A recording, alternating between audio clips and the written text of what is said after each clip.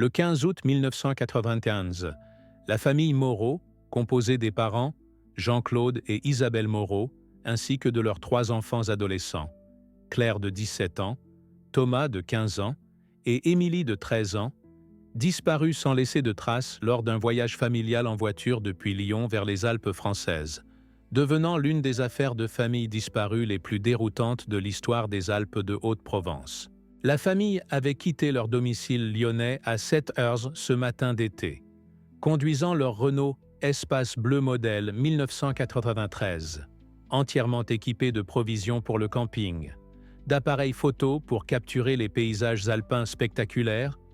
et de l'enthousiasme de 3 adolescents qui n'avaient jamais vu les sommets enneigés des Alpes de près. Jean-Claude, un ingénieur de 45 ans réputé pour sa planification méticuleuse, avait soigneusement tracé leur itinéraire en utilisant des cartes routières physiques et avait informé la famille qu'ils devaient atteindre leur camping réservé près de Chamonix dans la soirée après une journée de conduite panoramique à travers les montagnes. D'où nous lisez-vous?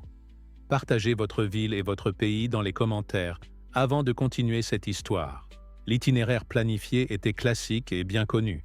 L'autoroute A6 vers le sud jusqu'à Mâcon, puis l'A40 vers l'est à travers les Alpes jusqu'à Chamonix. Un voyage d'environ 5 heures que la famille avait mentalement répété pendant des semaines, étudiant des guides touristiques et planifiant les activités qu'ils réaliseraient pendant leur séjour d'une semaine. Isabelle, une institutrice de 42 ans, avait méticuleusement préparé des trousses de premiers secours, des médicaments et suffisamment de nourriture et d'eau pour plusieurs jours, tandis que les 3 adolescents avaient préparé des appareils photojetables et des carnets de voyage pour documenter ce qu'ils espéraient être une aventure familiale inoubliable dans les montagnes françaises. Quand la famille ne se présenta pas au camping selon les réservations et ne répondit pas aux appels téléphoniques de proches inquiets, une recherche massive fut activée impliquant la Gendarmerie nationale, les équipes de secours spécialisées en montagne et des volontaires civils. Mais malgré des semaines de recherche intensive le long de leur itinéraire planifié et des zones environnantes, aucune trace du véhicule ou des 5 membres de la famille ne fut trouvée. 7 ans plus tard, en 2002, des images satellites haute résolution révéleraient une découverte terrifiante qui fournirait finalement des réponses sur le destin de la famille Moreau, mais soulèverait également des questions troublantes sur des forces inexpliquées opérant dans les vallées isolées et mystérieuses des Alpes françaises. L'enquête initiale, dirigée par le capitaine Michel Dubois de la Gendarmerie nationale des Alpes de Haute-Provence, devint l'une des opérations de recherche et sauvetage les plus étendues de l'histoire des Alpes françaises, mobilisant des ressources de multiples départements et agences nationales dans un effort coordonné pour localiser la famille Moreau. La recherche commença quand le frère de Jean-Claude, Philippe Moreau, contacta les autorités le 17 août, après que la famille n'eût pas atteint le camping selon les réservations, et que toutes les tentatives de contact téléphonique eurent échoué, ce qui était complètement inhabituel pour Jean-Claude, connu pour sa ponctualité et sa communication régulière avec la famille élargie. Les équipes de recherche déployèrent des hélicoptères équipés de technologies d'imagerie thermique pour couvrir la vaste autoroute A40 et les routes environnantes, tandis que les unités terrestres parcoururent méticuleusement chaque kilomètre de l'itinéraire planifié, inspectant les aires de repos, les stations-service et les routes secondaires où le véhicule aurait pu dévier ou connaître des problèmes mécaniques. La recherche révéla l'immensité défiante du paysage alpin français, avec des milliers de kilomètres carrés de terrains montagneux accidentés, de gorges profondes et de formations rocheuses qui pourraient facilement dissimuler un véhicule accidenté de la vue aérienne, surtout s'il était tombé dans l'un des nombreux ravins ou vallées qui entaillaient le paysage comme des cicatrices invisibles. Les enquêteurs interviewèrent des dizaines de témoins potentiels, incluant des employés de stations-service le long de l'itinéraire, d'autres voyageurs qui avaient été dans la région pendant le week-end du 15 août, et des gardiens de camping qui auraient pu voir la famille, mais aucun témoignage confirmé ne plaça les Moreau au-delà de Lyon après leur départ matinal. L'analyse des registres téléphoniques et financiers de la famille ne révéla aucune activité après le 15 août, avec leur téléphone portable s'éteignant apparemment ou perdant le signal à un moment donné pendant les premières heures de leur voyage. Et aucune transaction par carte de crédit ou retrait d'argent qui pourrait indiquer leur localisation. La recherche s'étendit pour inclure la possibilité d'enlèvement ou d'activité criminelle, avec la police judiciaire s'impliquant pour enquêter si la famille aurait pu être ciblée par des criminels opérant le long des routes touristiques principales,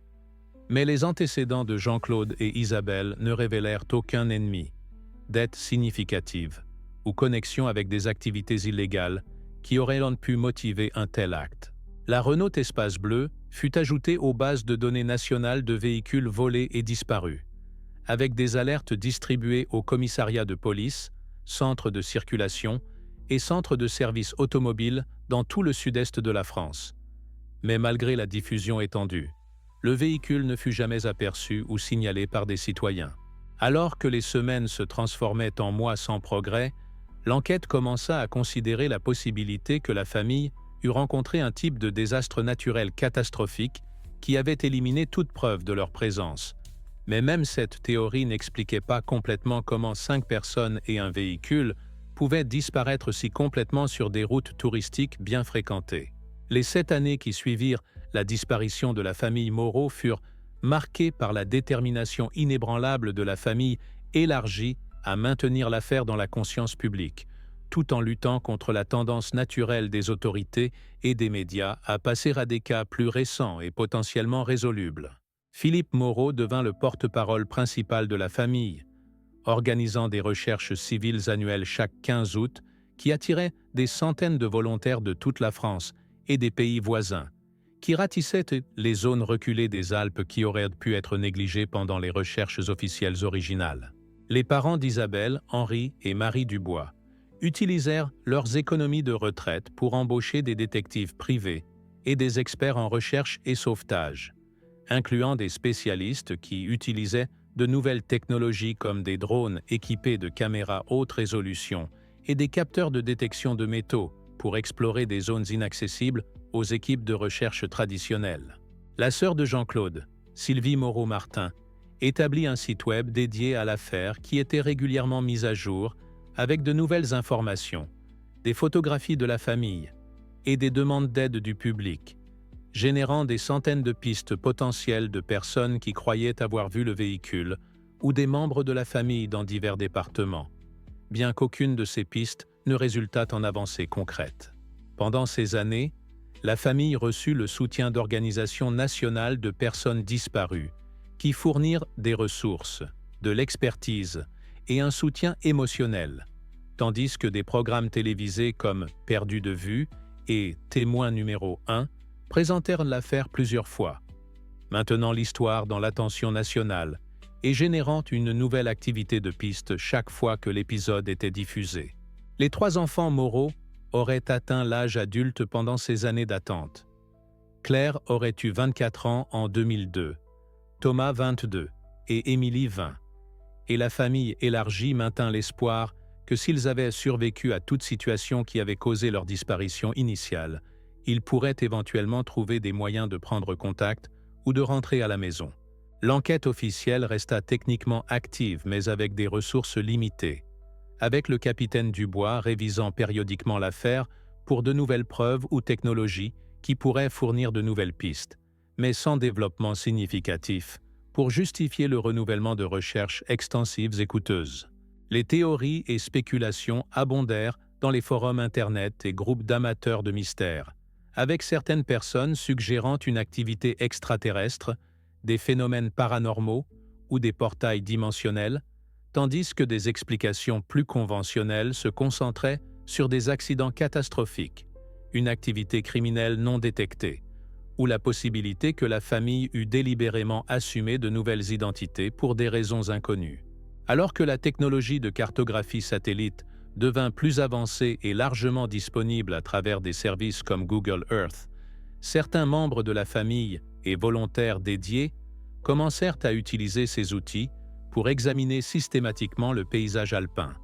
espérant qu'une perspective aérienne haute résolution pourrait révéler des preuves qui avaient échappé aux recherches terrestres et aériennes traditionnelles. Le 12 novembre 2002, Une découverte extraordinaire changea complètement l'enquête sur l'affaire Moreau,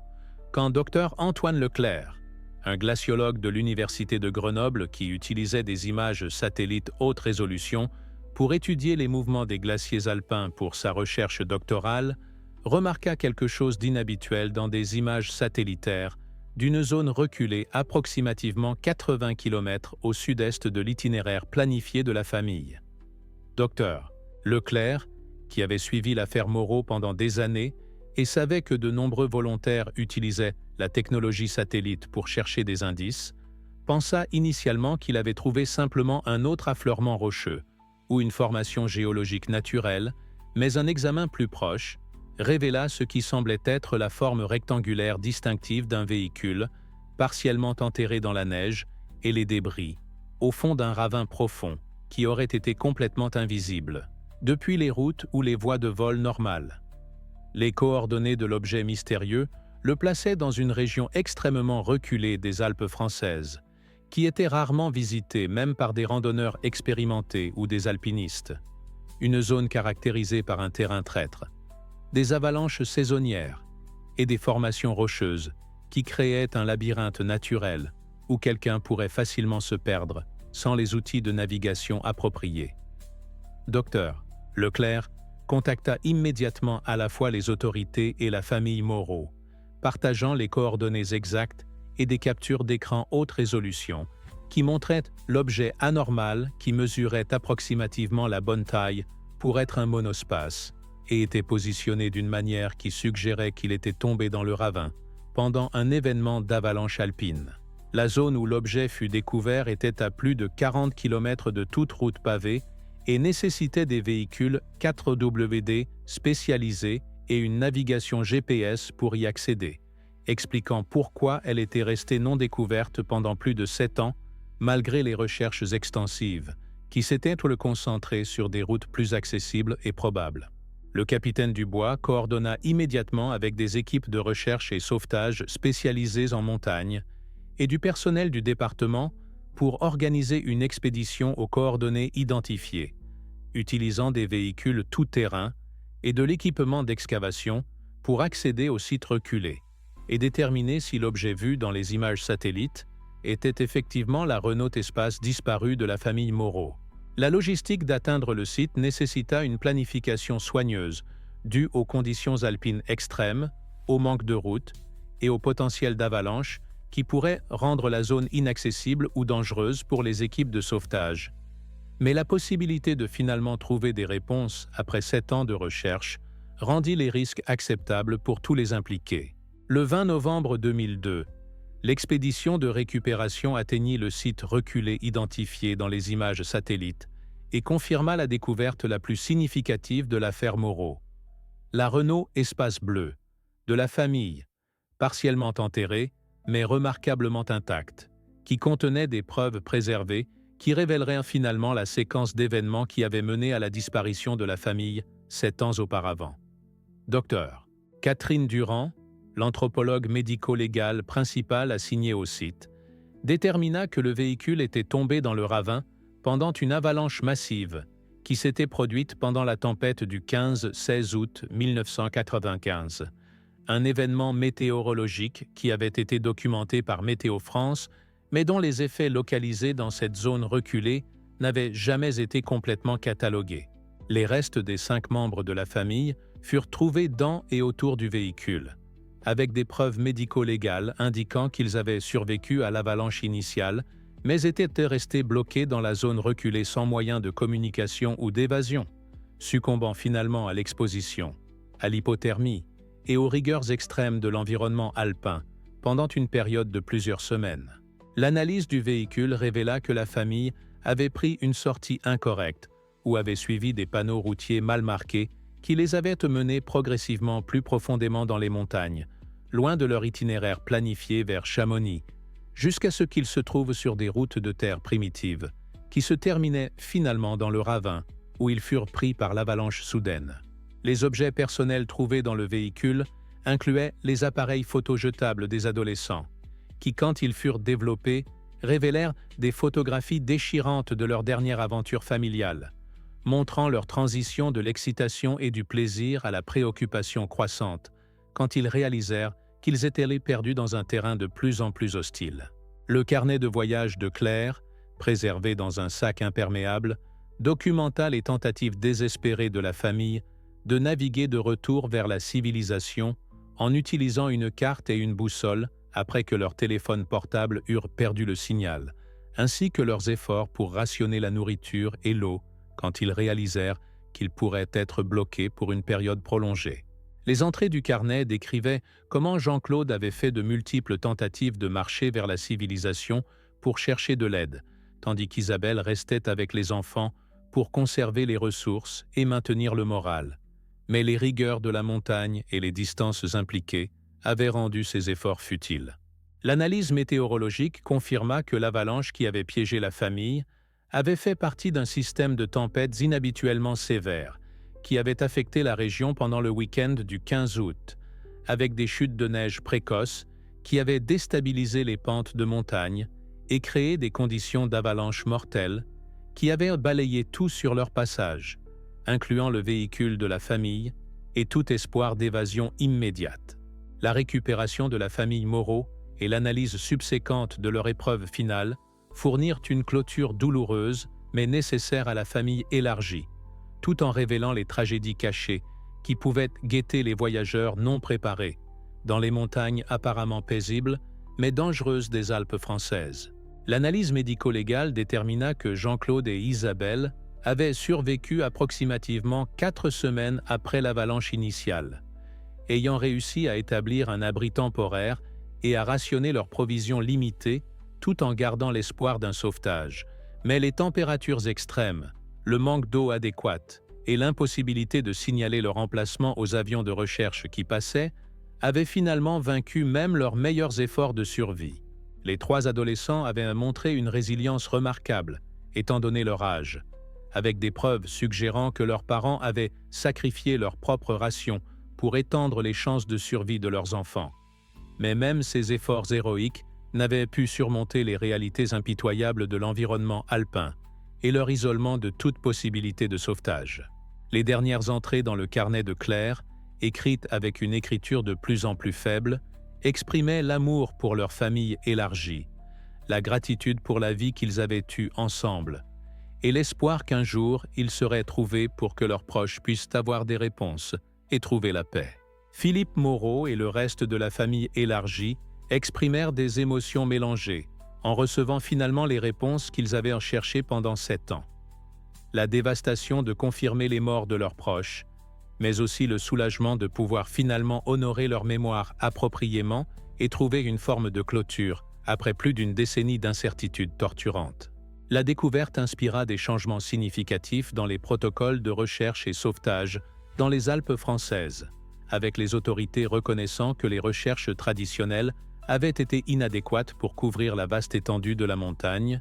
et que de nouvelles technologies comme l'imagerie satellite devaient être incorporées systématiquement dans les futures opérations de recherche. L'histoire de la famille Moreau devint un cas d'étude, utilisé par les programmes de recherche et sauvetage pour enseigner sur les dangers de voyager dans les zones reculées de montagne sans équipement de communication adéquate, provisions d'urgence et connaissance des conditions locales qui pourraient transformer un voyage familial innocent en une lutte pour la survie. Le site où ils furent trouvés fut marqué avec un mémorial qui sert de rappel des dangers cachés de la montagne, et comme tribut à une famille qui était morte ensemble tout en prenant soin les uns des autres jusqu'à la fin, démontrant le pouvoir de l'amour familial même face à des circonstances désespérées. L'affaire mena aussi à des améliorations dans la signalisation routière et la cartographie dans les zones reculées des Alpes françaises, avec des efforts pour prévenir que de futurs voyageurs prennent par inadvertance des détours qui pourraient les mener vers un terrain dangereux sans préparation adéquate pour les conditions de montagne. Les conséquences de la découverte de la famille Moreau transformèrent les protocoles de recherche et sauvetage dans toutes les Alpes françaises, établissant de nouveaux standards pour l'intégration de la technologie satellite dans les opérations de recherche, tout en honorant la mémoire de 5 personnes dont la tragédie avait enseigné des leçons précieuses sur la survie en montagne et la préparation de voyages. la Gendarmerie nationale implémenta le protocole Moreau, qui exige l'utilisation systématique d'imagerie satellite haute résolution dans toutes les recherches de personnes disparues impliquant un terrain de montagne, assurant que les futures opérations de recherche aient accès à des perspectives aériennes qui pourraient révéler des preuves négligées par les méthodes de recherche traditionnelles. La famille élargie établit la Fondation Mémorial Moreau pour la sécurité en montagne, qui fournit des équipements d'urgence gratuits aux familles, planifiant des voyages dans les zones reculées de montagne, incluant des dispositifs GPS satellites, des radiobalises d'urgence et des kits de survie qui pourraient faire la différence entre la vie et la mort dans des situations similaires à celles affrontées par la famille Moreau. Docteur Antoine Leclerc, le glaciologue dont la découverte satellite avait finalement résolu l'affaire, compléta son doctorat et devint un chercheur principal dans le développement de technologies de détection à distance pour les applications de recherche et sauvetage, utilisant son expérience avec l'affaire Moreau pour avancer des méthodes qui combinent l'analyse géologique avec la recherche de personnes disparues. Les agences d'application de la loi dans toute la France adoptèrent de nouvelles procédures d'entraînement qui incluaient l'éducation sur les dangers spécifiques de la montagne, l'interprétation d'imagerie satellite et la coordination avec les services météorologiques pour comprendre comment des événements climatiques, comme les avalanches, pourraient affecter les opérations de recherche et les chances de survie des personnes perdues. L'histoire de la famille Moreau fut incorporée dans des programmes éducatifs utilisés par les écoles, les organisations de scouts et les clubs de récréation de plein air pour enseigner sur la préparation de voyages en montagne, soulignant l'importance d'informer les autres des plans de voyage, de porter des équipements de communication d'urgence et de comprendre les risques spécifiques des environnements de montagne qui pourraient ne pas être évidents pour les visiteurs d'autres régions. Les services des parcs nationaux et départementaux implémentèrent des améliorations dans la signalisation et l'éducation des visiteurs, spécifiquement inspirées par l'affaire Moreau, avec de nouvelles informations sur les dangers d'avalanche, l'importance de rester sur les routes marquées et les ressources disponibles pour les voyageurs qui se trouvent en difficulté dans les zones reculées. La technologie GPS satellite devint standard dans les véhicules de location utilisés pour le tourisme de montagne,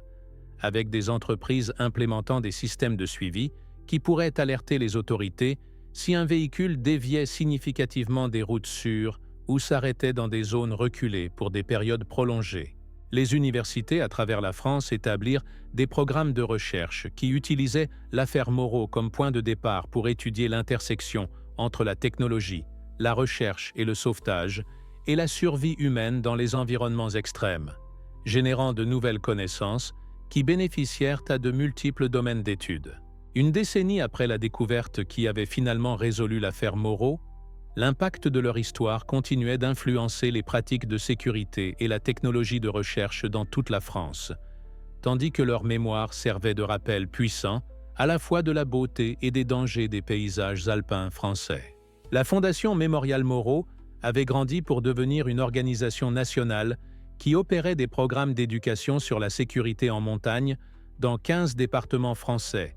ayant distribué plus de 40 000 kits d'urgence et ayant fourni un entraînement en survie en montagne à des milliers de familles planifiant des aventures dans les zones reculées.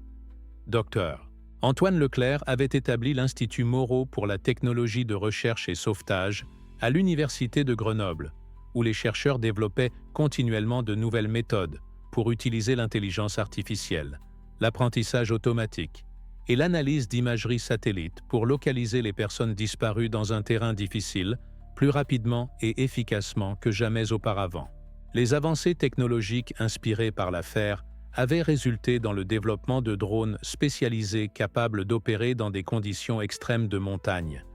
des systèmes de détection qui pouvaient identifier des signes de vie humaine depuis de grandes distances, et des algorithmes qui pouvaient analyser les patterns de terrain pour prédire les routes les plus probables que prendraient les voyageurs perdus. Philippe Moreau était devenu un défenseur nationalement reconnu pour la sécurité en voyage de montagne, consultant avec des agences gouvernementales, des organisations de tourisme et des entreprises de technologie pour développer de meilleurs systèmes pour protéger les voyageurs dans les zones reculées tout en préservant l'accès public à ces paysages iconiques. Le protocole Moreau avait été adopté par des agences de recherche et sauvetage dans de multiples pays qui faisaient face à des défis similaires dans leurs propres environnements de montagne, avec la Suisse, l'Autriche et l'Italie implémentant des variations des procédures développées en réponse à l'affaire originale. L'histoire avait inspiré de multiples documentaires, livres et programmes éducatifs qui atteignaient des millions de personnes avec des messages sur la préparation de voyages, la communication d'urgence et le respect pour le pouvoir de la nature, assurant que les leçons apprises de la tragédie de la famille Moreau continuaient d'éduquer et de protéger les autres. La recherche continue au site où il fut retrouvé avait révélé des insights supplémentaires sur les patterns d'avalanche dans la région,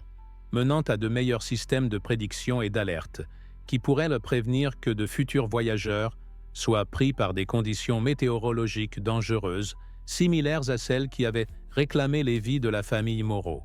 Les avancées dans la technologie de communication satellite avaient rendu possible que même les voyageurs dans les zones les plus reculées maintiennent le contact avec les services d'urgence, avec des dispositifs qui étaient plus abordables et fiables que les options disponibles en 1995, quand la famille avait entrepris leur dernier voyage. 15 ans après leur découverte,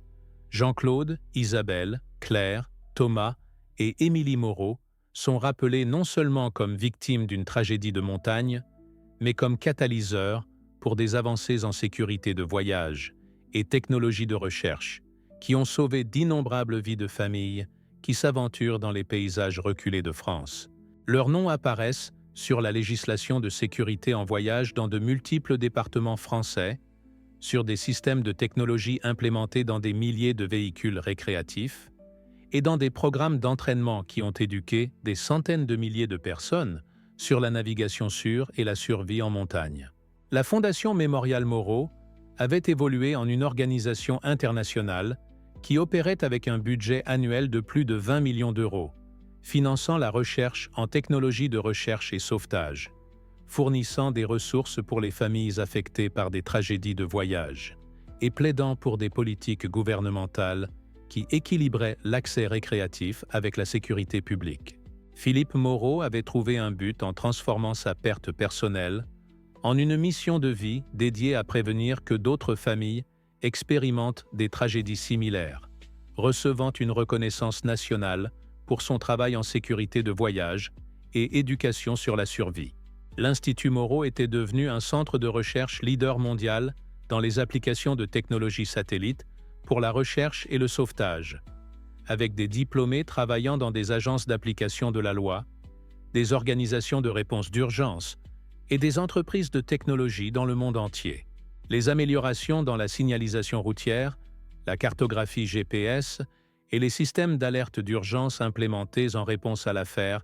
avaient été crédités de prévenir plus de 150 situations potentiellement fatales où des voyageurs auraient pu se perdre ou être pris dans des conditions dangereuses de montagne. Chaque année, des milliers de familles visitaient le mémorial établi au site où ils furent trouvés, emportant avec elles une appréciation plus profonde à la fois de la beauté majestueuse et des risques inhérents des paysages de montagne,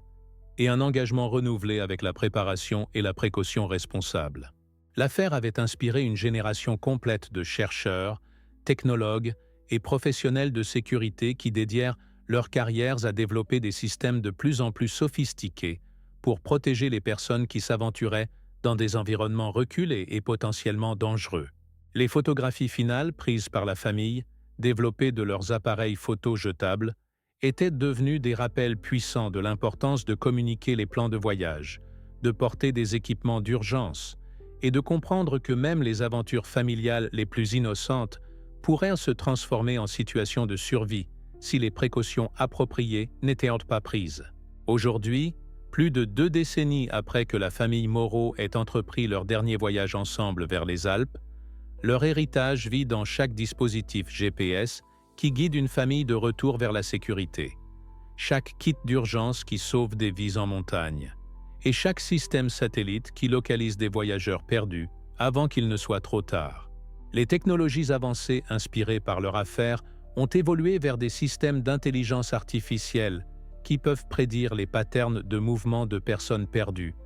des drones autonomes qui peuvent chercher dans un terrain impossible pour les équipes humaines, et des réseaux de communication satellite qui assurent que personne n'est vraiment hors de portée de l'aide d'urgence. Le paysage de montagne des Alpes françaises, autrefois un labyrinthe potentiellement mortel pour les voyageurs non préparés, opère maintenant sous certains des protocoles de sécurité les plus avancés du monde, avec des systèmes de surveillance qui peuvent détecter des véhicules en détresse et dispatcher l'aide automatiquement. Philippe Moreau, maintenant dans ses 70 ans, continue son travail à travers la Fondation, ayant découvert qu'honorer la mémoire de sa famille à travers le service aux autres a fourni à la fois un but et une guérison dans les décennies depuis leur perte dévastatrice. Le protocole Moreau a été adopté par des pays du monde entier qui font face à des défis similaires dans la protection des touristes et aventuriers, dans des environnements reculés, créant un réseau global de protection qui aurait été impensable quand Jean-Claude avait d'abord planifié leur voyage familial de vacances. Leurs photographies familiales, prises pendant des moments plus heureux avant leur départ, sont exposées dans le mémorial comme des rappels qu'ils étaient des personnes réelles avec des rêves, des espoirs et de l'amour mutuel, pas simplement des victimes de statistiques, mais des individus dont les vies avaient du sens et dont les morts ont inspiré des changements qui ont bénéficié à d'innombrables autres. L'histoire de la famille Moreau continue d'être racontée dans les salles de classe, les centres d'entraînement d'urgence et les programmes d'éducation publique qui enseignent aux nouvelles générations à la fois les récompenses et les responsabilités qui viennent avec l'exploration des vastes et beaux paysages de France. Les systèmes qui protègent maintenant les voyageurs dans les zones reculées sont si sophistiqués que beaucoup de visiteurs ne réalisent jamais les multiples couches de sécurité opérant autour d'eux, depuis les satellites qui suivent leurs mouvements, jusqu'aux algorithmes qui peuvent prédire quand ils pourraient avoir besoin d'assistance. Chaque famille qui rentre à la maison en sécurité d'une aventure de montagne porte avec elle un peu de l'héritage de Jean-Claude, Isabelle, Claire, Thomas et Émilie Moreau. Et chaque sauvetage réussi rendu possible par la technologie inspirée par leur affaire accomplit la promesse implicite que leur sacrifice n'était pas en vain. Leur histoire démontre que même les pertes les plus tragiques peuvent être transformées en force pour le bien, quand l'amour, la détermination et l'engagement à protéger les autres se combinent pour créer des changements durables qui sauvent des vies et honorent la mémoire de ceux qui se sont perdus. La famille Moreau prouve que, bien que la nature sauvage puisse être impitoyable, l'ingéniosité humaine, la compassion et la dédicace peuvent transformer la tragédie en triomphe, assurant que leur voyage final, bien qu'il se soit terminé dans la tristesse, a finalement mené vers un monde plus sûr pour toutes les familles qui suivent leurs traces vers l'aventure et la découverte